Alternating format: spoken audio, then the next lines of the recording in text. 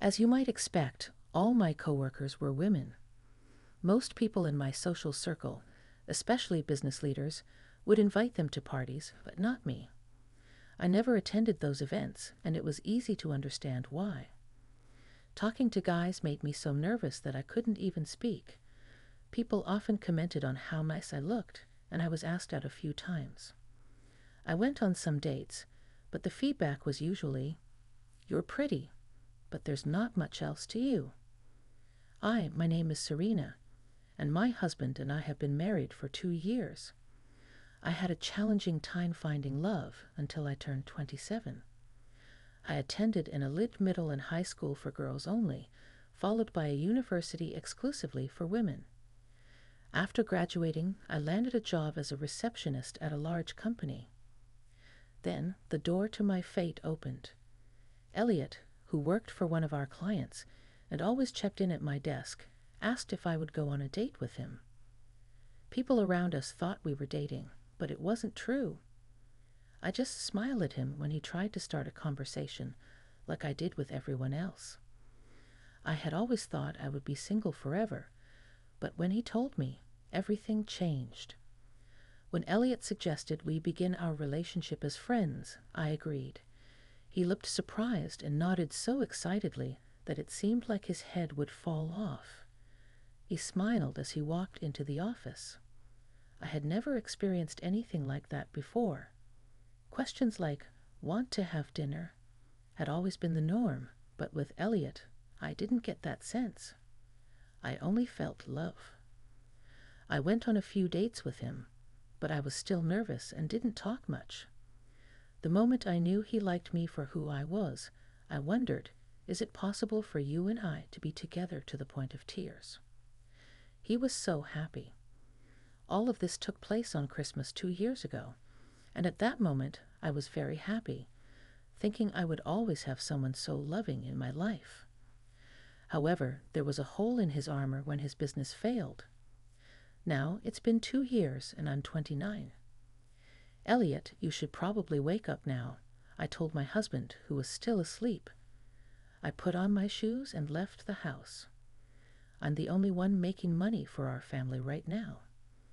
My husband's business went under 6 months ago, and he hasn't had a job since. It's been challenging for him to find a job in his field, given the bad economy. Sometimes he gets job offers that pay only $20,000 a month, making it hard for him to commit to a new job. Despite all of this, I still support him. Our love isn't so shallow that it would fade if one of us lost our job. My pay has always been low, and we've never lived a fancy life. We rent a 2-bedroom flat that is over 30 years old, a 30-minute walk from the train stop. The building wasn't safe, but I was ready to give up a lot of things to keep living together. I thought my husband might still be upset about his company going out of business. He had a few job offers, and I waited calmly, thinking he'd find a good fit and feel better. But my hope was short-lived, and he kept getting worse, even taking out his anger on me by raising his hand sometimes as a sign of his stress. He didn't leave any permanent marks, and I thought he must be hurting more than I was, so I put up with it because I wanted to help. After a few days, he finally got a new job. He quit the business he was in before and entered a whole new field. He took the job because the new place was ready to hire him, even though he didn't have much experience. I felt better when he got it because I knew I wouldn't have to be his punching bag anymore. It seemed like he might be getting violent, but it was just a phase. Now he is working hard at his new job and has even been given the title of team leader. It's been a year, and I just turned 30. I was excited about having kids soon, but the loving man I married didn't seem to be there anymore. I told you I like toast. Now tell me why you made pancakes. Also, take out the pit if you're going to serve fruit.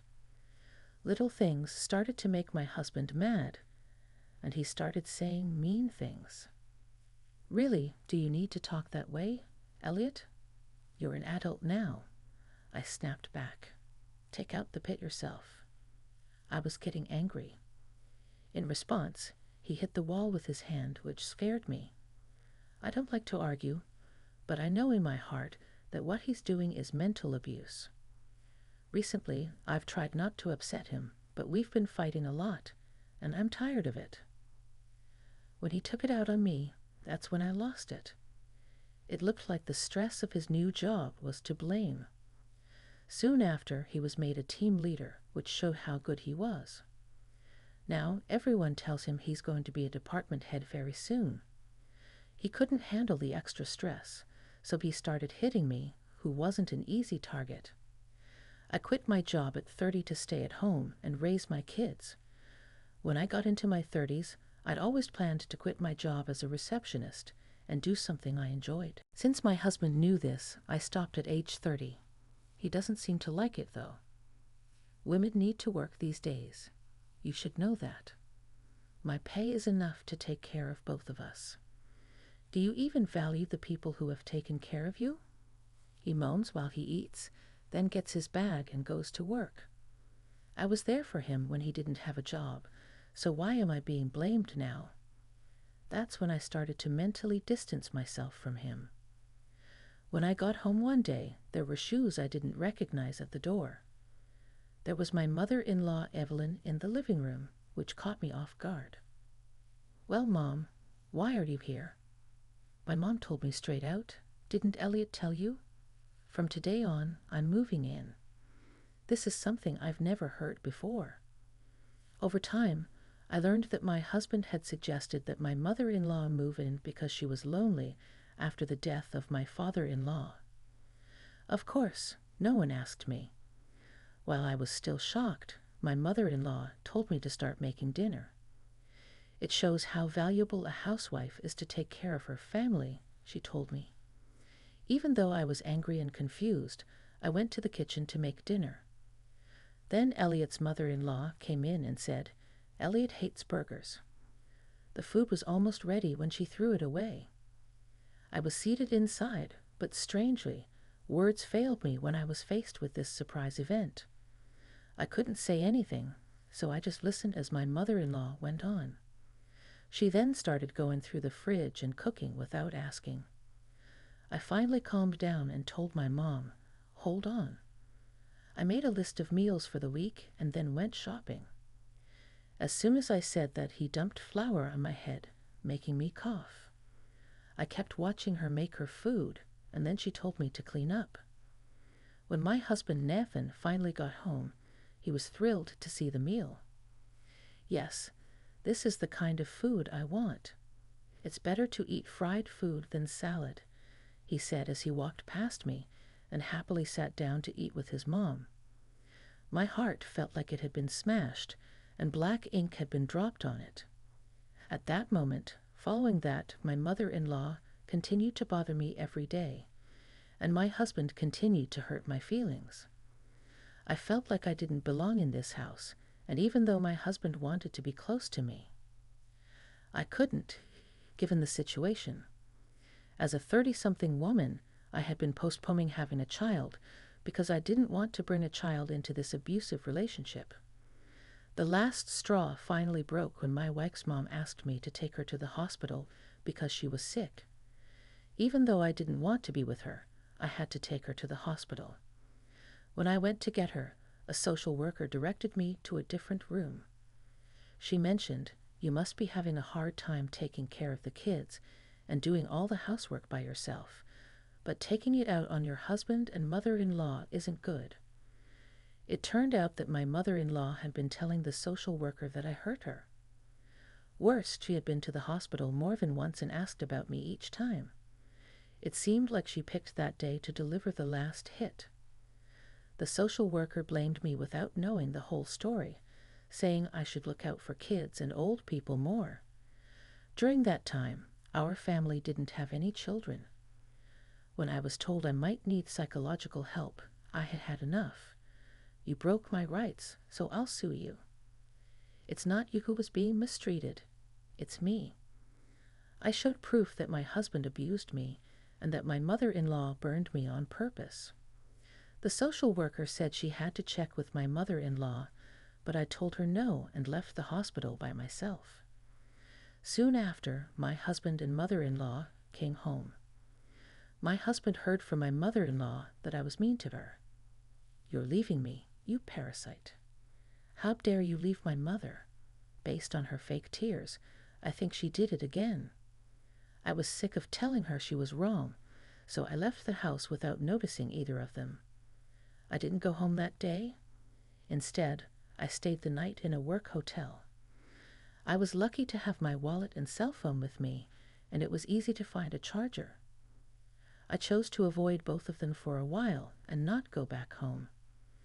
But as I walked by the house one day, I saw a woman in her 50s who lived across the street from our apartment. "I haven't seen you around," she said. She also told me that my mom told her that my husband and I were going on vacation for about a week. When I heard that, I couldn't help but laugh out loud. Then I asked myself, if not now, when? I called the moving company right away and asked them to help me move out as soon as possible. It was a little more expensive, but I didn't have much stuff, and the movers were able to get it all to my parents' house in just 3 days. Let's see how my husband and his mother react, since they have no idea how much I've helped with the house. They put me down when they don't know anything about me, and I won't forgive them. After moving, I went back to my parents' house because their house was empty.